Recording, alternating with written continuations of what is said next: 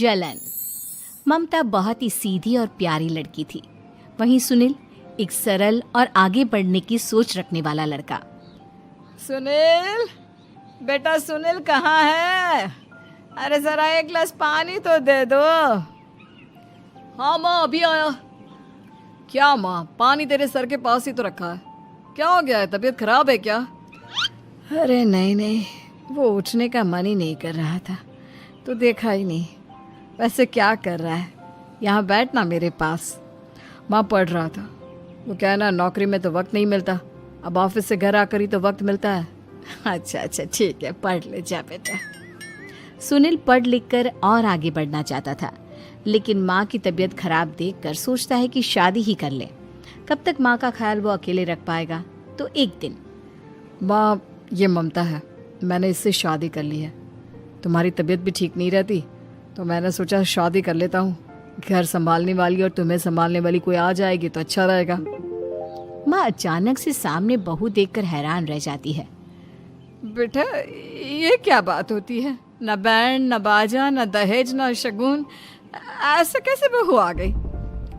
माँ तू तो जानती है, मैं नौकरी के साथ पढ़ाई कर रहा हूँ, तो कहाँ से इतना पैसा बचा पाता कि धूमधाम से शादी करता। वैसे भी माँ, लोग तो आकर खाकर निकल जाएंगे, इसलिए बस वैसे ही। माँ जी, मैं आपका ख्याल रखूंगी। वैसे भी ये आगे की पढ़ाई कर रहे हैं, अच्छा कुछ कर गए तो सबके दिन फिर से अच्छे आ जाएंगे। सास को ममता की बात ठीक तो लगती है, लेकिन मन में कहीं ना कहीं लगता है कि कहीं बहू बेटे को लेकर फुर्र ना हो जाए और फिर तो वो रह जाएगी अकेली। बेटा देख, मेरा जो कुछ भी है वो सुनील ही है, और सुनील का भी अब इस दुनिया में मैं ही हूँ और कोई नहीं। क्या सुनील? बिल्कुल माँ, लेकिन आज से ममता भी मेरे जीवन का अहम हिस्सा है, जैसे तू है। सास को बड़ा बुरा लगता है कि उसकी सल्तनत में कोई और हिस्सेदार कैसे हो सकता है। कैसे कोई और उसके 30 साल के बेटे की जिंदगी में अचानक से आकर बराबर का हिस्सेदार बन सकता है। देख बहू, मैं भले थोड़ा बीमार रहती हूँ, लेकिन इसका मतलब यह नहीं कि घर की चीजों में मेरा कंट्रोल खत्म हो गया है। मैं आज भी इस घर की रानी हूँ, समझी?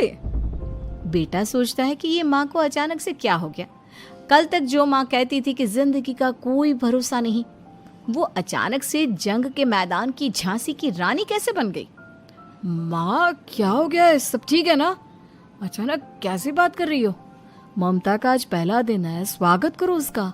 आसपास की आंटियों को बुलाओ, नई दुल्हन की मुंह दिखाए करवाओ। खैर, सास होने का फर्ज निभाती है और बाद में एक सहेली के साथ बाहर निकल जाती है। क्यों री बताया नहीं कि बेटे का ब्याह कर रही हो? वैसे तो सारा दिन हम ही में घुसी रहती हो। अरे मुझे भी तो अभी पता चला, यूं अचानक सर पर लेकर आ गया। कहता है बहू है माँ तुम्हारी, अब इसको भी इतना ही मैं प्यार करता हूँ जितना तुझे करता हूँ। लो जी, ये क्या बात हो गई? क्यों इतना प्यार करता है? अरे माँ का प्यार तो ज्यादा होता है। अब उसको तो कोई दूसरा पति मिल सकता है, लेकिन तुम ही बताओ, क्या माँ की ममता किसी और की हो सकती है? ना जी ना, बेटे को समझाओ ये बात। अरे क्या समझाऊं, मुझे तो खुद ही समझ में नहीं आ रहा कि क्या हो रहा है। जो बेटा कल तक माँ माँ करता था, अचानक से बीवी बीवी का राग आलाप रहा है। देखा, उसकी बीवी ना सुंदर और जवान है। सुंदरता के आगे तो एक से एक नहीं टिके, तो तेरा बेटा किस खेत की मूली है? सास को भी समझ में आ जाता है कि बहू की सुंदरता के आगे माँ का प्यार किसी काम का नहीं। उधर बीवी, ए जी, अम्मा जी सहेलियों को छोड़ने गई थी, अभी तक आई नहीं, हम देख आए क्या? अरे रहने दो ना, आ जाएंगी। कहाँ जाएगी, उनकी आदत है, एक बार जाती है तो पूरी पंचायत खत्म करके ही आती है। अच्छा ही है, खाना वाना खा कर गई होगी। छोड़ो ना, घूमेगी तो खाना पचेगा, नहीं तो ऐसे ही खाट पकड़ लेगी। बहू भी शांत हो जाती है। उधर सास सोचती है कि आज थोड़ा देर से ही घर जाती हूँ, जब बेटा परेशान होकर ढूंढेगा तब मजा आएगा। बीवी को खुद ही पता चल जाएगा कि माँ के आगे उसकी दाल नहीं गलेगी। लेकिन वहीं दूसरी ओर घर पर, ए जी, माँ जी अभी भी नहीं आई, हमको तो घबराहट हो रही है कि क्या करें, जाकर पता करें किसी के घर। अच्छा, कहाँ जाओगी ये भी बता दो। पहला दिन है तुम्हारा इस घर में और एक ही दिन में मोहल्ला छानोगी क्या? हाँ, तो आप भी तो नहीं जा रहे हैं ना, हमको फिक्र हो रही है। अरे यार, ये रोज का है अम्मा का, खाओ और सो जाओ। बस फिर क्या था। बेटा बहू खाना खाते हैं और कमरे में सोने चले जाते हैं।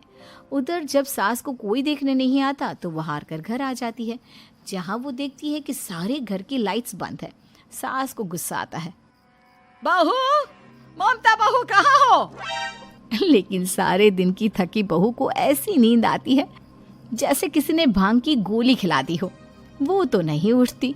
उठकर आ जाता है बेटा। अरे क्या बात है अम्मा, काहे चिल्ला रही हो? अरे सो जाओ ना, सुबह की थकी है बहू, वो सो रही है। जोर से बोलोगी तो नींद खुल जाएगी उसकी। माँ को गुस्सा आ जाता है।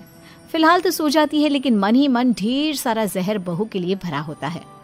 सुबह बहू चाय बना रही होती है कि सास धीरे से गैस तेज कर देती है, जिससे चाय का बर्तन जल जाता है। और जैसे ही बहू चाय का बर्तन उठाती है उसका हाथ जल जाता है।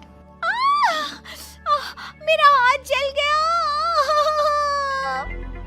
वो जोर जोर से चिल्लाकर इधर उधर भागती है कि सास थोड़ी देर में उसके हाथ में पानी डाल देती है। हाय रे बहू, क्या कर रही हो? पहली बार रसोई छुई हो क्या?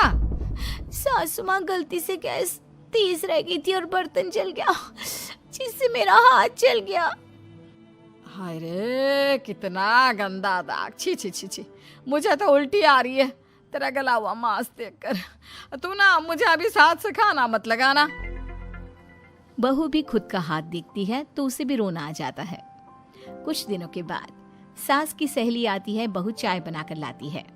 उसके जाने के बाद सहेली कहती है, बहू की सुंदरता ऐसी है कि कोई भी दीवाना हो जाए। वैसे तेरे बेटे का क्या हाल है? अरे वैसा ही है, बहू के पीछे लट्टू। क्या करूं, कुछ समझ में नहीं आ रहा। मैंने तो बहू के चेहरे पर दिवाली के पटाखे की चक्री फेंक दी, उसका पूरा चेहरा जल गया।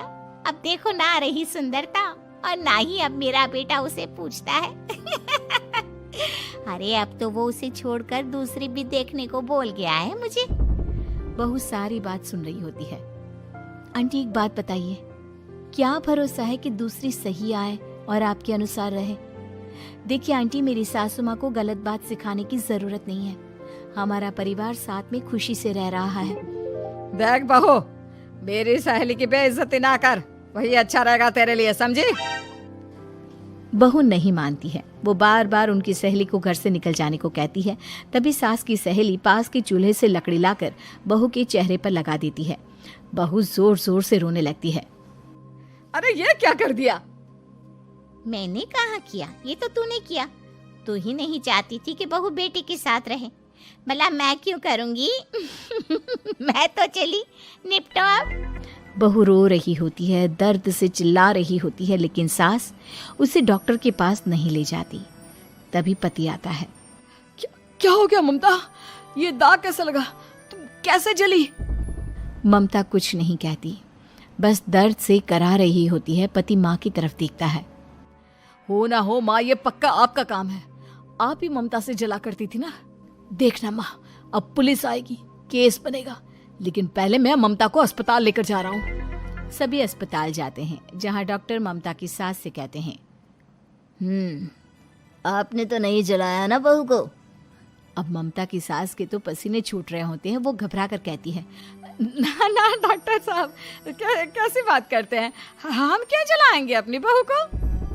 डॉक्टर ममता के पति से पूछते हैं, देखिए, क्योंकि ये ससुराल में जली है तो मामला पुलिस का बनता है, तो आप पहले पुलिस को बुलाइए, तभी इलाज पूरा होगा। सास डर जाती है कि अब तो बच्ची जिंदगी जेल में ही रहना होगा। रहने दीजिए ना, पुलिस को क्यों बुलाना? सारी हंसी खत्म हो जाएगी जब पुलिस के डंडे पड़ेंगे। बहू को जलाना भले ही बहुत आसान हो, लेकिन उसके बाद सारी जिंदगी जेल की हवा खाना। सास डर जाती है। पुलिस आती है। पास लेटी दर्द से करा रही ममता स्टेटमेंट देती है। तो क्या हुआ था? कैसे जली आप? ममता पास खड़ी सास को देखती है। बेटी बताओ, कैसे जल गई तुम? ओए, काका का किरण वाली शाहरुख, चुप, बिल्कुल चुप। सास चुप। सभी इंतजार करते हैं कि ममता क्या बोलेगी। जी मैं खाना बना रही थी, लकड़ी उड़कर मेरे ऊपर गिर गई और मैं जल गई। सास बहू की बात सुनकर रोने लगती है।